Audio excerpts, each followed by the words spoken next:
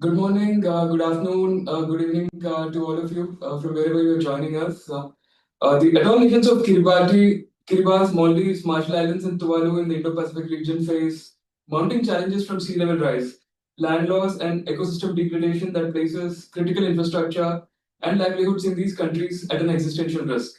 The CDRI, Coalition for Disaster Resilient Infrastructure, and the ADB, Asian Development Bank, through critical infrastructure resilience initiatives such as the IRIS program of CDRI, Infrastructure for Resilient Island States, and the AAA initiative of ADB, Accelerating Atoll Adaptation Initiative, have been collaborating together to foster dialogue and knowledge exchange, and to catalyze investments in resilient infrastructure. These efforts aim to build long-term resilience, safeguard livelihoods, and ensure the sustainable development of atoll nations. In recognition of this critical need, CDRI and ADB have been jointly organizing a dialogue series focused on resilience in the atoll nations. The first dialogue in the series, which had happened in June of last year, highlighted the need for addressing resilience gap. The second dialogue will now examine how financing approaches can move beyond fragmented projects towards more programmatic investments, support full life cycle costs, including operations and maintenance, and align financing with national adaptation priorities. Today, we have a very distinguished panel with us, including representation from the Atoll Nations themselves, to understand in depth some of the key issues at the heart of the dialogue today, which is financing for resilience of critical infrastructure in the Atoll Nations of Indo-Pacific. Now, I have with me Mr. Ramesh Subramaniam, Global Director, Programs and Strategy, CDRI. Ramesh is now overseeing CDRI's strategic planning and guides its global programs, drawing on over 35 years of experience in operational leadership, policy advocacy, and research across diverse fields such as infrastructure and finance. He holds a PhD in development economics and has worked in more than 25 countries, driving policy reform, regional cooperation, and risk-informed development. Before joining CDRI, Ramesh spent 25 years at the ADB, holding senior roles across Asia Pacific. As Director General and Group Chief of ADB's Sectors Group, he oversaw seven sectoral portfolios, including energy, water, transport, and social development. So, over to Ramesh for his opening comments. Thanks very much. Thank you so much, Avinash. Very good morning to all of you, or good afternoon. I think it's good afternoon, good evening. Very, very warm welcome on behalf of the Coalition for Disaster Resilient Infrastructure, CDRI. We are delighted to partner with the Asian Development Bank. As Avinash just mentioned, my home for more than 28 years until last year, so I'm particularly delighted to join this conversation. We greatly appreciate senior officials from Atoll Nations, as well as colleagues from our development partner institutions. Thank you all so much. In fact, I don't need to say anything at all for this audience. We can just start off the conversation and hear from the panel members.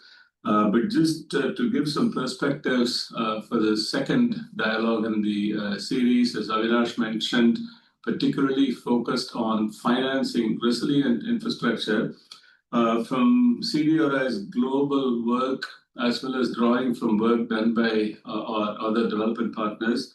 I just wanted to share a few points of facts. First is at a global level, as we all know, infrastructure financing needs are quite staggering. They are upwards of at least $4 trillion for developing countries.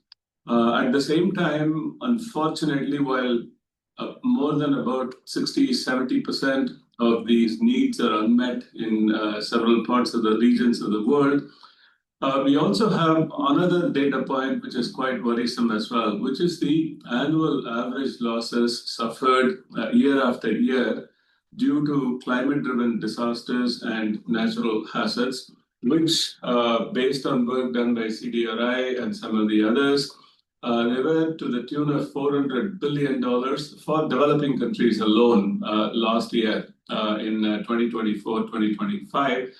The total average annual losses for that period globally was over $800 billion. But yet, as we know, only 3–4% of total climate financing is going for resilient infrastructure. Now, that's a zoom out looking at globally.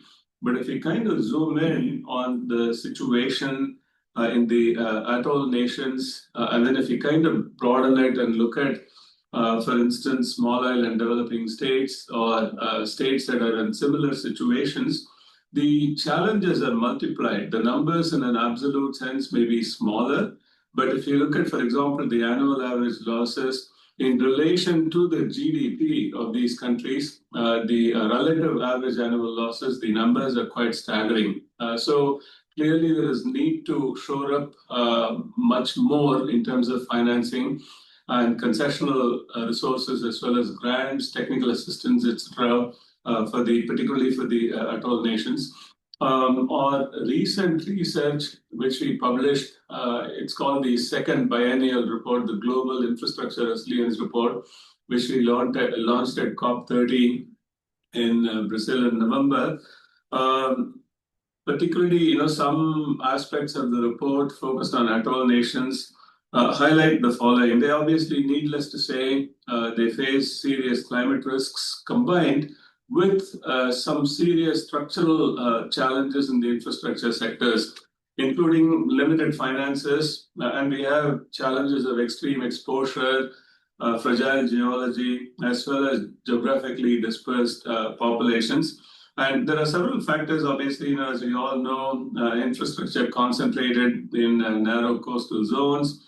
While the region or the nations are very rich in diversity, there is also fragility in the natural foundations if you're looking at it from an ecological point of view. And there is continuous intensification of climate hazards. And all of these pose challenges in terms of high logistics, construction costs on the back of very limited financing that is going in. Now, particularly focus of this dialogue, if you are looking at it from the perspective of limited fiscal capacity or financial capacity broadly defined, the key constraints include obviously small domestic markets, tax base is limited, our own sources of revenue are limited, and expertise is evolving for climate resilient project design and execution, which is a problem even in some of the larger countries, but they are more acute for small island developing states and particularly for atoll nations. As a result, infrastructure is often under-designed for extreme events, and there are serious operations and maintenance constraints as well. So with all of these challenges, CDRI, in our technical assistance work, working very closely with partners, including the Asian Development Bank, the World Bank, AIIB, as well as many bilateral and regional partners, we are focusing on three things. First is climate-informed infrastructure design, and we need to start work from early stages, from the stages of pipeline formulation, and then go into every aspect of the project cycle. How do we help countries address the resilience challenges? And then particular issues focusing atoll nations, transport to be resilient, other forms of connectivity need to be quite resilient, as well as how do we integrate coastal management in the overall infrastructure planning. So our work program is focused on partnering very closely with the, as I mentioned, multilateral and bilateral institutions in a manner, of course, with the countries in the driver's seat, but provide support in a manner that keeps the transaction costs on the countries very, very low. With all this in mind, we are adopting what we are calling as 80-20 approach, meaning 80% of CDRI's assistance will be going for project preparation, working closely with development partners, and 20% going for upstream support. But capacity building and institution building, reforms, and so on, they'll be integrated in both the project preparation as well as the upstream work. So with these remarks, let me pause there, and we look forward to very highly productive discussions today. And beyond that, we look forward to continuously working with all of you. Thank you so much. Thank you so much, Ramesh, for those remarks and for setting the context for today's discussion. We'll now move into the panel discussion, which brings together perspectives from different government and development partners. So for this, I'll hand over to Jinsun. But before I do that, a quick introduction to our panelists today. Unfortunately, Ms. Tawao Siamua, Assistant Secretary at Minister of Finance for Tuvalu. She won't be able to join us. She had to pull out at the last minute due to a present commitment that had just emerged. So we have Ms. Bertine Lachon, who's from Republic of Marshall Islands. She's a climate aficionado, experienced in youth activism, climate justice, environment and sustainable research. Serves as the National Adaptation Planning Coordinator for the country of Marshall Islands. And we're also joined by Mr. Nicholas Menzies, Senior Environmental Specialist at World Bank, whose work focuses on ocean and landscape restoration, climate change, and institutional strengthening across Pacific, Africa, and Latin America. Nick is also part of World Bank Stewards of Earth Group, which promotes a more holistic approach to relationship between people and nature. And to guide the panel discussion further, I'm pleased to introduce our moderator, Jinsun Lim. Jinsun Lim is Adaptation Solution Specialist in Climate Change, Resilience, and Environment Cluster at the ADB, specializes in climate resilience of infrastructure. Over to you, Jinsun. Thank you very much. Thank you very much, Avinash. As mentioned in the opening remarks, we are seeing major investment needs for critical infrastructure in more projects on the coastal protection, land reclamation, water, energy, and others are being delivered in Atoll Nations. These are long-lived public assets that require predictable multi-year financing and sustained operation and maintenance. However, financing structures often remain project-based and short cycle, creating gaps between capital investment and long-term fiscal planning. Therefore, today's discussion focuses on how to shift from fragmented projects towards programmatic, system-aligned financing that strengthens the national budget systems and supports resilient infrastructure in the long run. Today, we have two prominent speakers in this area, and I'm excited to hear their insights on this topic. Let me begin with Ms. Bertine Lagjon, the National Adaptation Plan Coordinator from the Marshall Islands.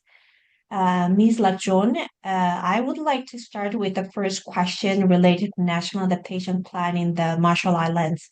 It sets out long-term priorities for coastal protection, water security, and energy resilience. How's the National Adaptation Plan being translated into a sequenced and financiable pipeline that Ministry of Finance and development partners can support in a predictable multi-year way? Ms. Lachon, floor is yours. Thank you so much for the introduction, and thank you so much for the question, Jinsun. My name is Bertine Lagjon, and I'm the National Adaptation Plan Coordinator for the Republic of the Marshall Islands. And to start off with answering your question, our National Adaptation Plan, which was launched in 2023, and now it's an implementation phase, outlines adaptation priorities from 2023-2024 to as far out as 2100, really highlighting the different roles and responsibilities of government and non-government agencies during this implementation, and further highlighting that the NAP is the apex document for the RMI's national response to climate change. The NAP also includes sectoral plans dedicated to addressing institutional as well as capacity building gaps, which also allows the RMI to be better equipped to implement these adaptation efforts across all atolls. We actually have one project with the ADB team that looks into compiling all these different efforts and really highlighting what other ministries are prioritizing in terms of adaptation and how are they achieving that. And these action items, as well as these institutional needs, are moving towards a space of having a cost to these action plans. And this allows for our coordinated effort to be smoother as well as have a targeted sort of sequence towards that. But I would like to also highlight that outside of these softer adaptation efforts, we have aspirations for harder adaptation efforts, and these include nature-based solutions, seawalls, land reclamation, and land elevation. And though we have one foot in the door with our softer adaptation efforts, it's imperative for the RMI to really understand how much it will cost for the entire country to, or for all our atolls to adapt to this 1.5 degree global limit for climate change. And so on that end, we are talking to different partners to develop a NAP action plan, which will also be kind of like a roadmap that can provide a clearer a clear way forward to implement the NAP, and at its core, really addressing that different ministries have adaptation priorities within their plans, and just so having this detailed roadmap is really important for capturing the work already done as well as the work that needs to be done. Thank you. Thank you very much, Ms. Lakjoni. You mentioned about the National Adaptation Plan implementation of hard and soft adaptation measures following a clear and detailed roadmap. As you move from planning to implementation, where do you see the current financing model falling short in supporting these long-term adaptation pathways, particularly when investments extend beyond a single project cycle?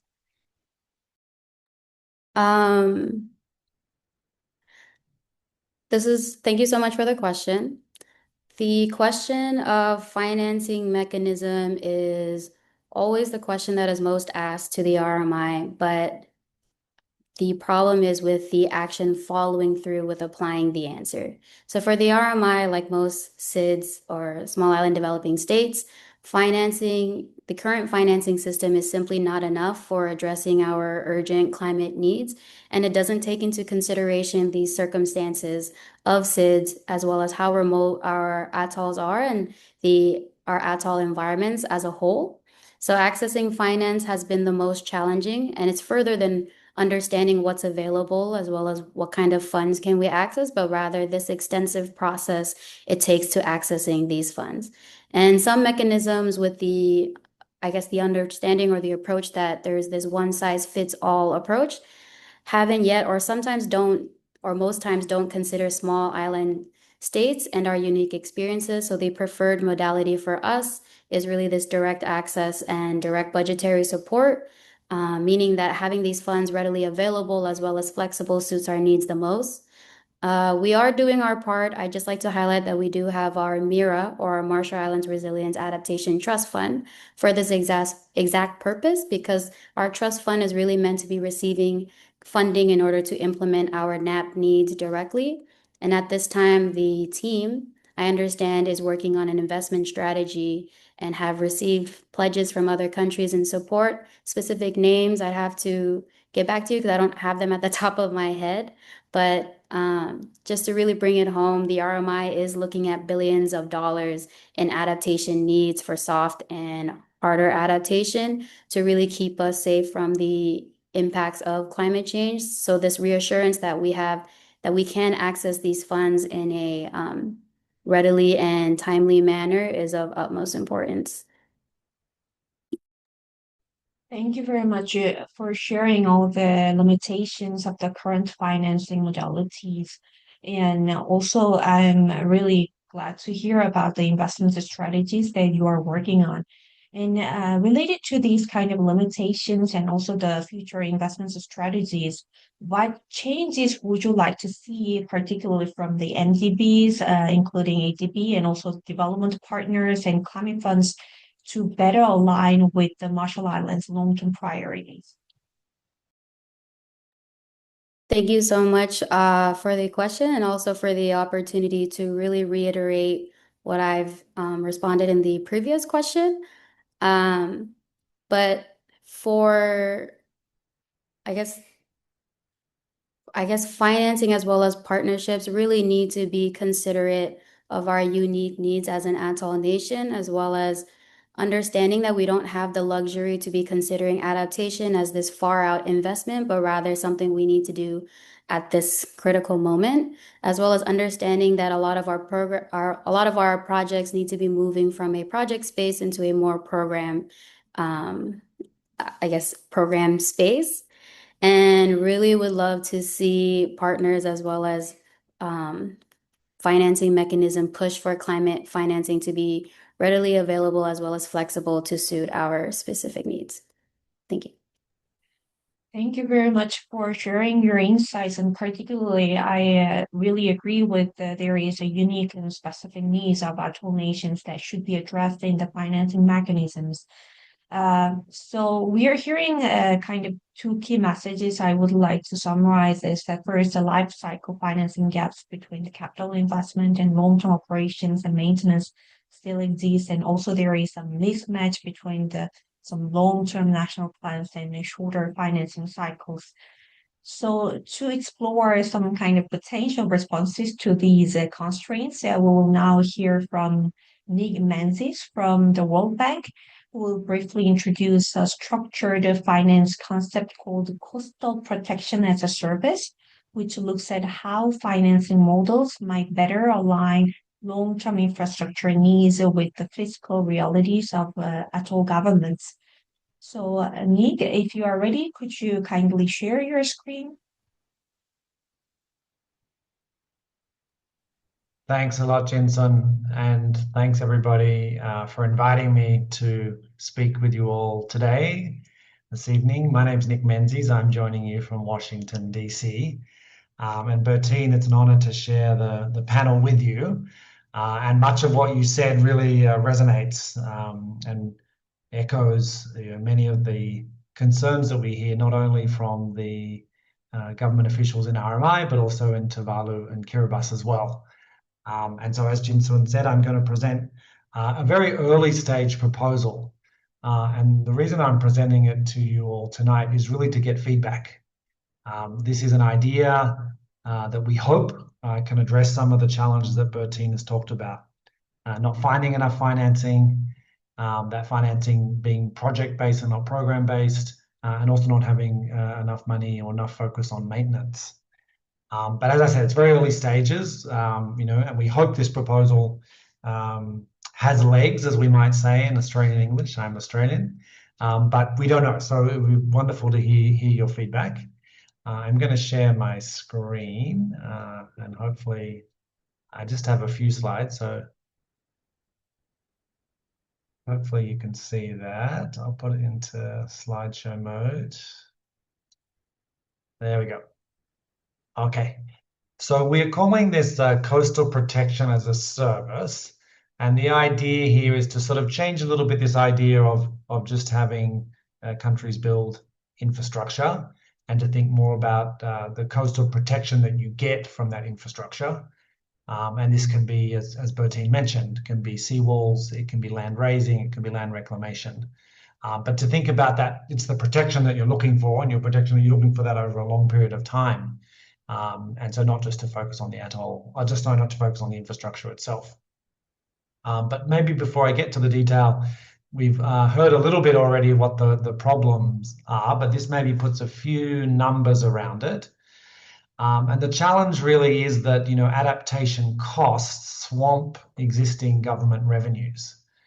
And so if you look at that, this column here, I don't know if you can see my cursor, but these are these are taken from the World Bank's Country Climate and Development Report. And as Bertine says, there's, in the case of RMI, there's actually billions of dollars. I think $35 billion is the estimate, the high ceiling estimate on how much infrastructure is going to be needed up to 2150 to deal with 2 meters of sea level rise. And if you break that down, and it's quite rudimentary, but if you break that down year by year, in the case of the Marshall Islands, that would be $282 million a year. And if you look, the annual budget at the moment is $206 million. So in fact, if you were to spend your whole annual revenue in Marshall Islands on adaptation, you still wouldn't have enough. And of course, there's plenty of other priorities that the government in Marshall Islands has: health, education, et cetera, et cetera, et cetera. And this is the case in Tuvalu, and this is the case in Kiribati as well. So, this sort of puts a little bit of a stark picture on what's needed and what's available domestically. Now, I think we would all wish, that these countries had access to concessional financing, either from places like the World Bank, ADB, Green Climate Fund, et cetera, et cetera. And the countries, I think, have made very good arguments, moral arguments, why they deserve more funding. And I personally support those arguments. But I think the challenge is that there may not be enough money. If you think about how much money is in, say, the Green Climate Fund and the fact that it has to spread globally, it may be that there's not enough money to come from these concessional sources. And so what we're really trying to help the countries think through is some alternative sources. One of the challenges is, and you can see this in the last column here, So a sort of traditional way to get around your lack of concessional financing would be to borrow. But Kiribati, Tuvalu, and RMI have a limited ability to borrow on the markets, and none of them have credit ratings, and so it's difficult to find financing in that way. And so there's a couple of proposals which I'll get to in a minute show some ways to try and address this access to financing. But in addition to the financing, we think there's another way to think about coastal protection, which is captured hopefully somewhat clearly in this slide. And to think about coastal protection, this slide shows the difference between coastal protection as a service and the status quo. So starting with the status quo, which is in green, at the moment, most of the atoll nations, and this is stylistic, of course, but I think it captures some truth, will invest a large amount of money in capital expenditure, CapEx, mainly from external concessional resources. So it might take out, you might get a credit from the World Bank or the ADB, or maybe some bilateral donors, and we'll invest that, say, in a seawall. And then over a long period of time, there's little or no operational or maintenance budget, and maybe little maintenance gets done on the infrastructure, and that deteriorates over time. So what we're proposing is, rather than paying a huge amount of money up front, the countries could actually pay an annual payment to a developer, and the developer would not only build the seawall, but they would also cover the operations and maintenance.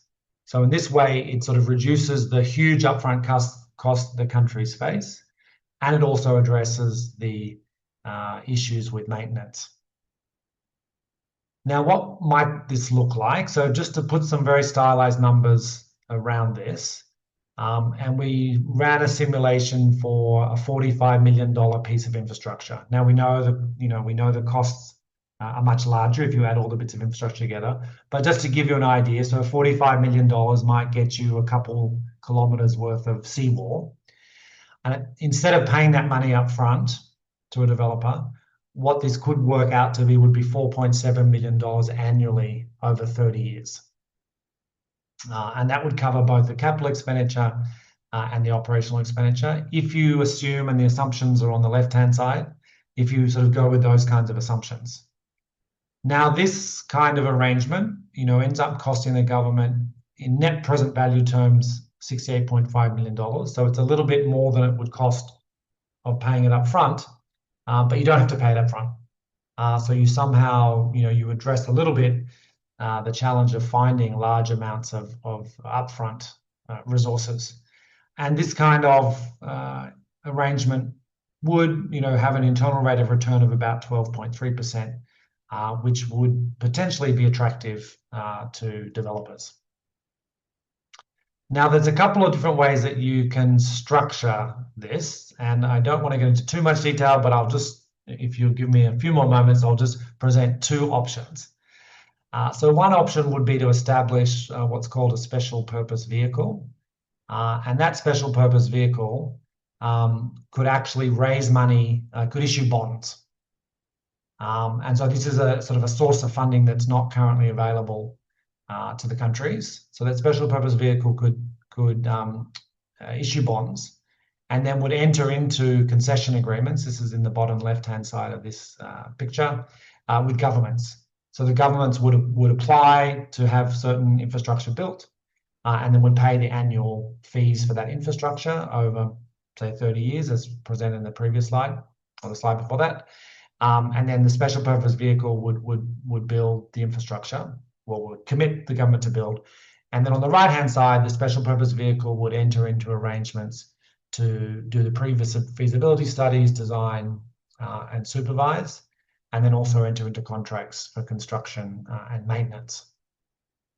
And this special purpose vehicle could be backed by various arrangements to increase the chances it can raise money from bondholders at a good price. And that could include things like setting up a liquidity facility with support from institutions like the World Bank or the ADB, or even bilateral agencies.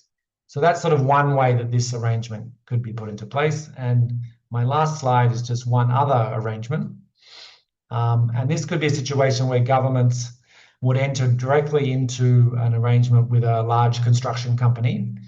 And Bertine was talking about sort of going from project to programmatic approach. If you actually pull together a lot of pieces of infrastructure, you may be able to attract much larger construction companies to what are, on a global scale, relatively small markets. And in doing that, you might be able to then lead on the construction company's existing credit ratings. And they could, and this is the top left, borrow money from commercial banks. So this then is another source of funding that's not currently available to the countries. So they could borrow money from the commercial banks to design, build, and then maintain the infrastructure. And they again would get an annual fee from the governments over a 30-year period to cover this. The sort of the innovation here would be that, say with support from the World Bank and others, we could set up a regional guarantee facility. And what that guarantee facility would provide a partial or a whole guarantee to the commercial banks, such that if the construction company doesn't pay off the loan because it's not getting the annual fee from the governments, then the regional guarantee facility would step in. The benefit of this is it means that the construction company could presumably then get access to greater amounts of capital and potentially at cheaper rates. And that then allows the governments to build more and would also lower the annual fees. So I've just then set a little bit out what the problem is and a couple of different ways of thinking about it. One in terms of how you think about it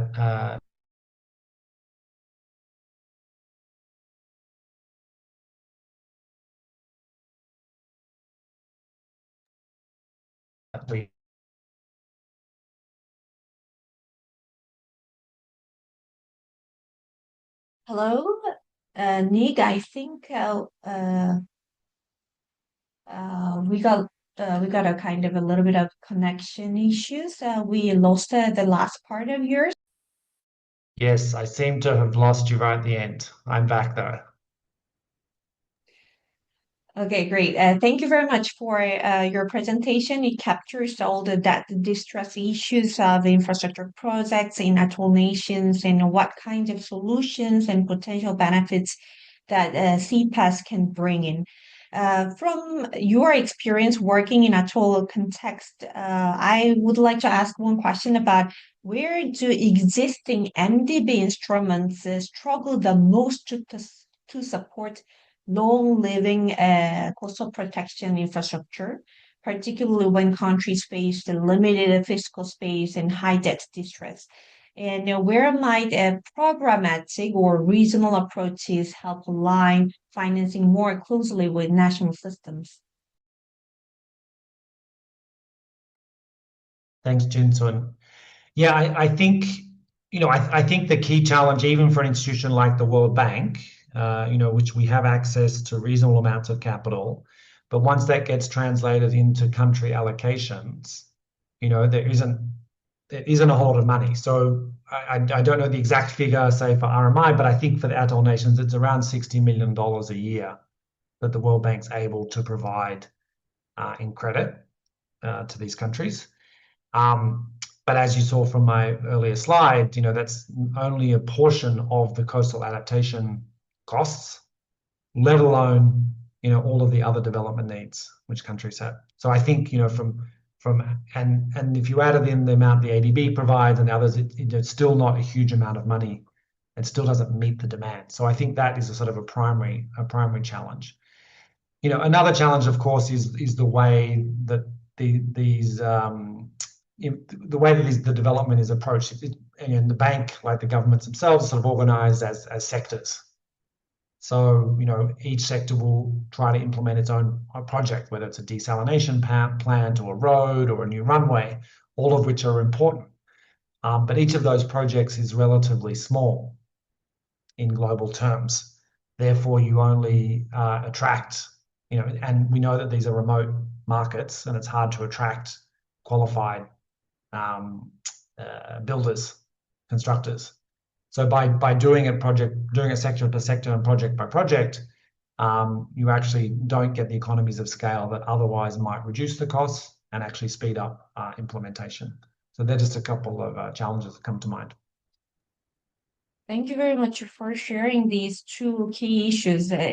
So you mentioned about the key challenges and limited country allocation for adaptation financing in the Atoll Nations, and also the economy of scale issues, because there are more smaller scale sectoral approaches are happening. Maybe my follow-up question will be more about like how we can support the planning and implementation of the atoll governments. So many atoll governments are planning a coastal protection and land infrastructure that must perform for decades, yet public finance and budgeting cycles remain short. How can financing structures better bridge this mismatch between long life infrastructure and shorter fiscal planning horizons?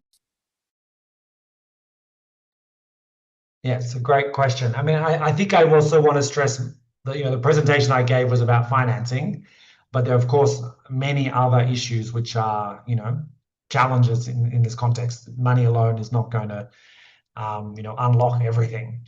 And one of these things I do think is the sort of upfront planning, a little bit that Bertine was getting at through the NAP. But even going, beyond the NAP and this sort of very sensitive political decision making that needs to be made about, which infrastructure, which islands, do people need to be moved? These are all very, difficult, unenviable decisions. But the polities and the citizens of these countries, unfortunately face them.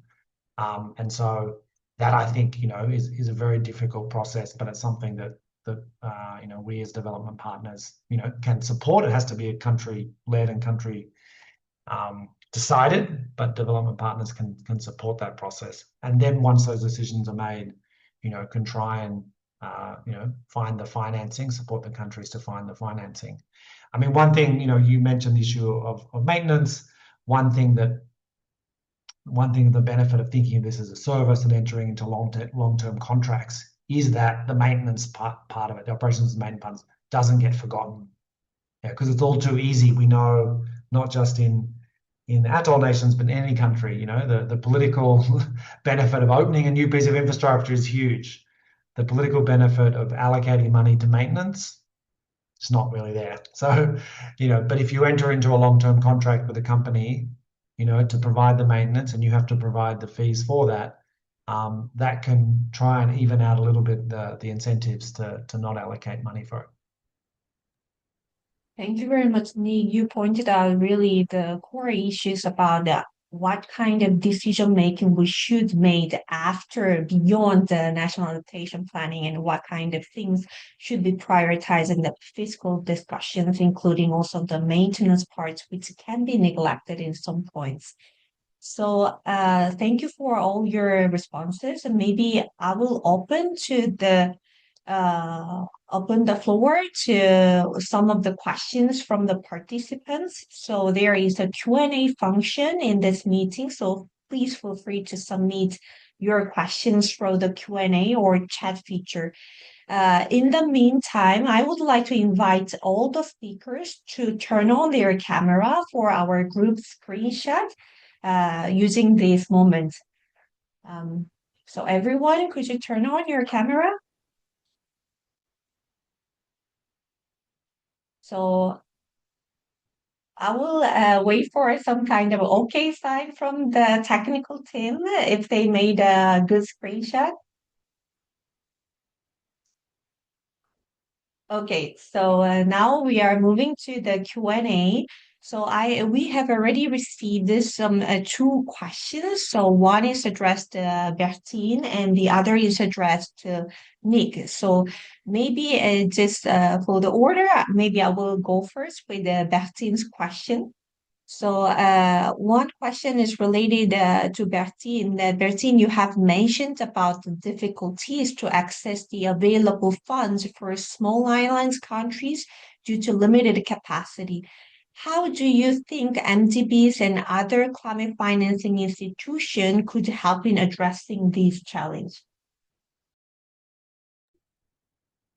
Thank you so much for the question. I would have to I guess just from my understanding or just from what I've stated earlier, there are a couple of ways that financing institutions or MDBs can support, I guess, SIDS to be accessing climate finance a little bit easier. There is the idea of scaling up adaptation finance and really understanding that maybe if we double up our adaptation finance to these small island developing states, it would be a little bit more helpful and a little bit reflective or should be reflective of our urgent adaptation needs, because again, as I've said earlier, the RMI really is looking at billions of dollars to adapt.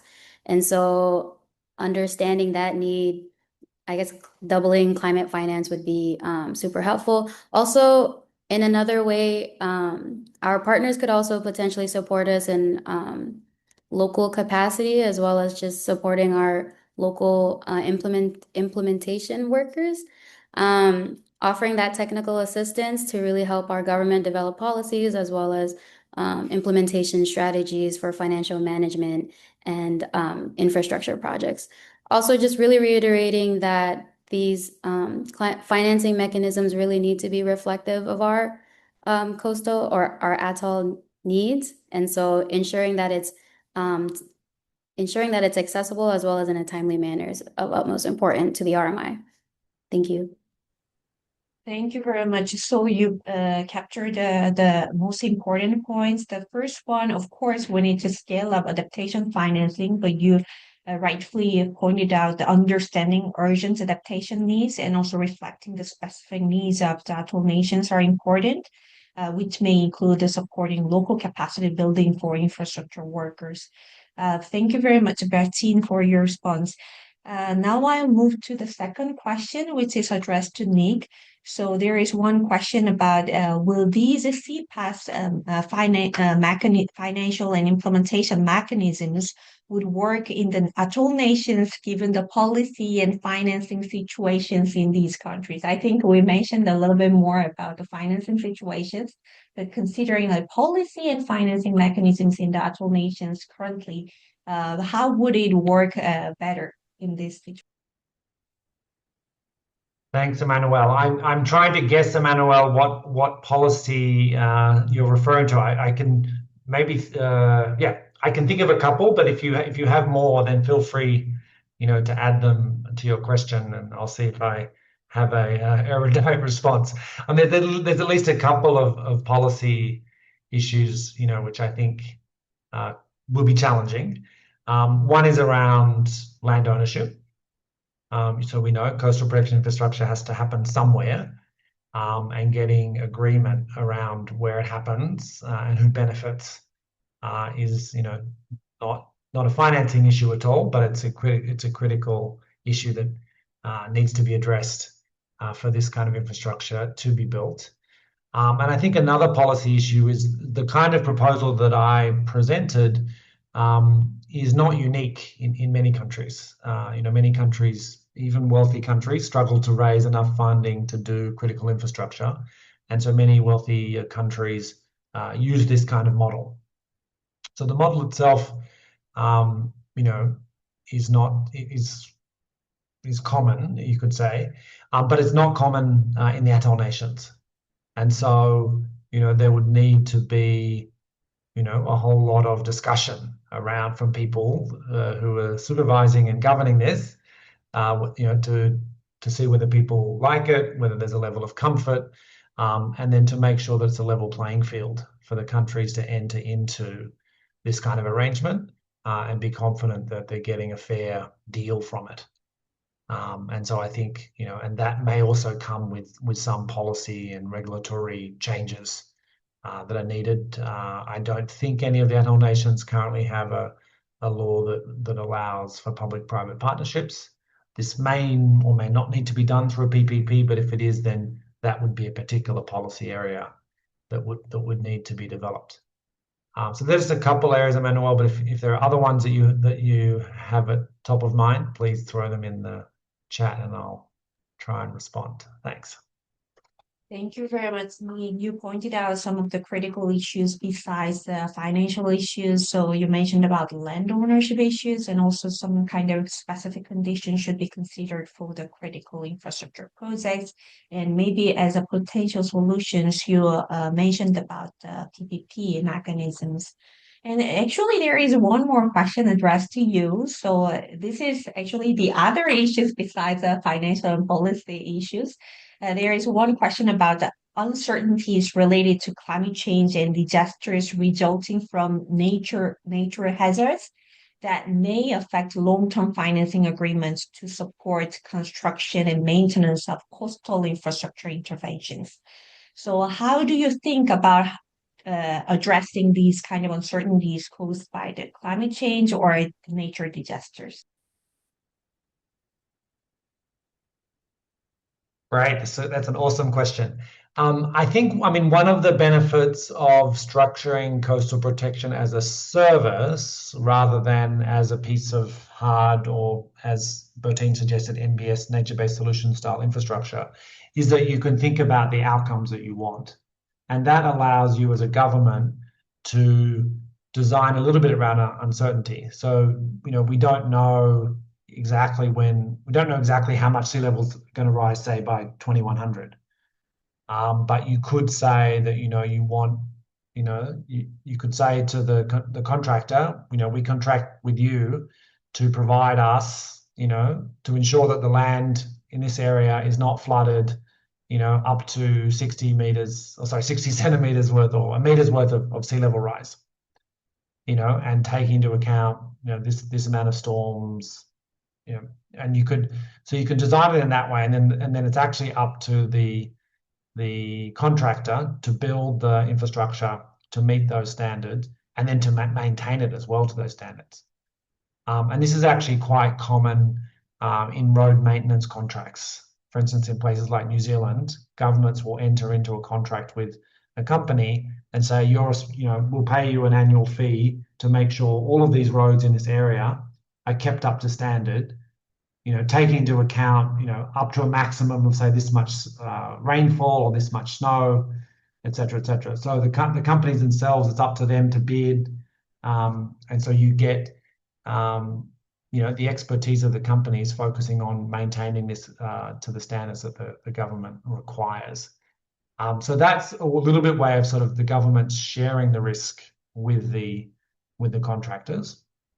But I think there's also, a whole lot of, other insurance sort of products that can be brought in. And there's, of course, the Pacific Regional Insurance Facility that can sort of complement the arrangements around particular bits of infrastructure. Thanks. Thank you very much. So we all understand that there are more climate and disaster-driven disruptions could happen to the coastal infrastructure. And as you mentioned, making the standards for design and maintenance to ensure the climate and disaster resilience of critical coastal infrastructure, and also the insurance facilities could be helpful to ensure and recover from these kind of climate and disaster-driven damage and disruptions.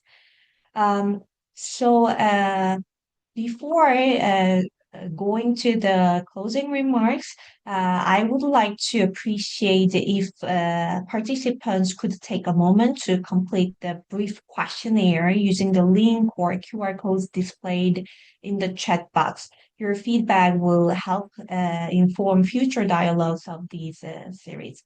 So the forms are currently shared in the chat box. So if you have time, please address this one. I have one more last question for all of both speakers. So looking ahead 3 to 5 years, so what is one concrete shift in financing structure or coordination that would most improve predictability and sustainability of resilient infrastructure investments in Atoll Nations? So I will ask this question to Bertine and Nick as a kind of closing question. So Bertine, could you enter first?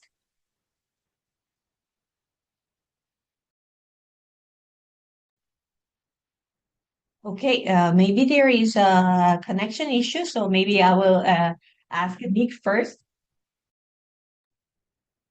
Hi, Jinsun. Thanks. Wow, I can think of lots of different things. I mean, one thing I think I'll suggest is the stuff, the aggregates that you actually need to build pretty much any kind of infrastructure. So the sand, the gravel, and in the case of large seawalls, the rock. So this is something that all of the atoll nations need, no matter what, pretty much no matter what you're building. And it's particularly in terms of the gravel and the rock, it's very hard to come by. So I think, and it has to be imported. And so I think, if we could make progress in the next 3 to 5 years in terms of where are the atoll nations going to get this raw material, perhaps how they can coordinate, to either extract it locally in case of sand, or in case of gravel and rock, import it or find sources either in their own countries, Kiribati, potentially some sources, Nauru, Fiji, in the region, and then come up with new designs for infrastructure that makes the most of the aggregates that are available domestically. I think this could have a big positive impact on the cost of infrastructure, and also, job benefits for people in countries to actually extract and process and construct with domestic aggregates. So that's just one idea. Oh, thank you very much, Nick. I think that point is really interesting. We are talking about many things about the hard measures for protection of the coastal infrastructure, but I think we rarely discuss about this kind of material supply and how it can be coordinated. I will just check one more time. Bertine, are you okay to deliver the response to the last question? I think we lost her. I'm so sorry for these kind of technical issues. Um, then, I would like to request the speakers to turn on their camera for the last moment, and before I will hand it over to the closing remarks speaker. Just give me a second, please.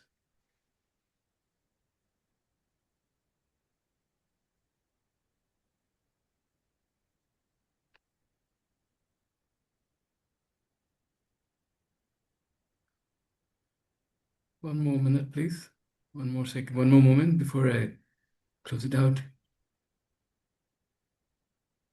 All right. Thank you very much, guys.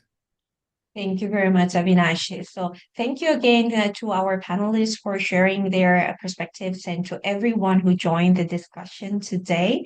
The conversation highlighted the importance of moving toward more coordinated, programmatic financing approaches that support resilient infrastructure systems in atoll nations. To close the session, it's my pleasure to invite Dr. Alessio Giardino, who is the Principal Climate Change Specialist at ADB with over 20 years of experience in climate adaptation, disaster risk management, and coastal resilience. He leads the knowledge and innovation work to inform the design of resilient infrastructure in the water sectors, specifically on coastal adaptation. Prior to ADB, he worked in Deltares in the Netherlands. Alessio leads the Accelerating Atoll Adaptation, or the AAA initiative we call, and will be sharing the closing reflections. Alessio, over to you.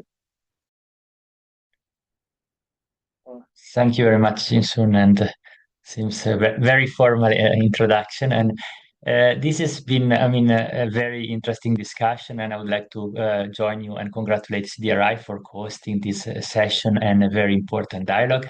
And I would like to also to thank all the speakers from Marshall Islands, colleagues from World Bank, and all participants that have joined today from across the different region. And I think it's a lot of really insightful discussion, and a lot of also new thoughts also that have emerged from this discussion. I mean, it's clear that atoll nations are really starting a new pathways, moving from planning to implementing some of major infrastructure adaptation investment across different vulnerable sectors.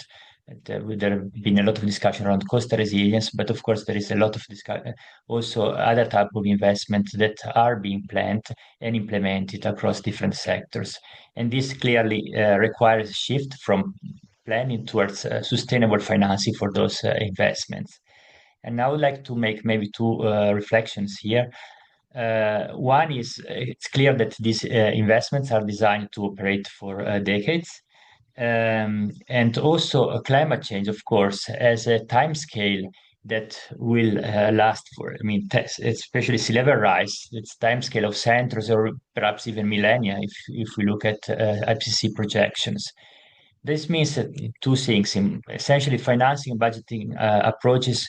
One, really need to better align with this long lifetime of infrastructure that are being planned, and that has been discussed, emerged from the discussion.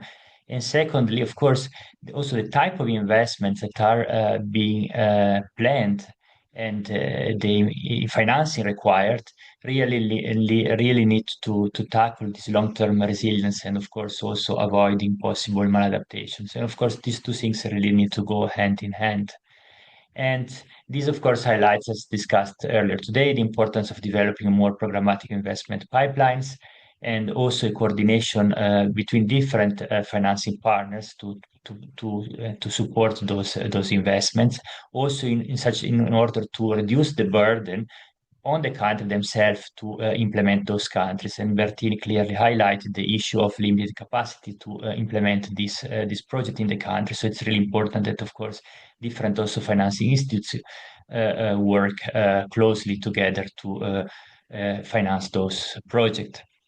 Very interesting, of course, to learn from Nicolas also about innovative thinking about coastal protections, looking at as a service and also possibly as a way to attract financing beyond governance also. And essentially, this way of looking also at programmatic investment pipelines is one of the objectives of ADB's Accelerating Atoll Adaptation Initiative, or how we call it AAA initiative, that really aims to support country moving from planning towards sustainable and scalable investment for resilience. And of course, looking ahead, we hope to continue working with CDRI and other partners, such as the World Bank and the governments, of course, of the 4 Atoll Nations to enabling more effective project designs and financing of this project with focus on long-term resilience. The next session will focus on innovation in resilience of critical infrastructure. So please stay tuned. We will provide new information soon about the upcoming session. And of course, lastly, I would like to send a kind reminder to please fill out the evaluation sheet that has been pasted in the chat. And with this, I would like to close the session and wish you all a great day, or for Nicola, evening ahead, I believe. And thank you very much. Thanks, everyone. Thanks, Alessio. Thank you very much, Nick, for staying up so late in the night. No problem. Thanks, Alicio. Thanks, Jensen. Thanks, Erin, for everything, really. And thanks to the CDRI IT team as well. Bye-bye. See you. Bye.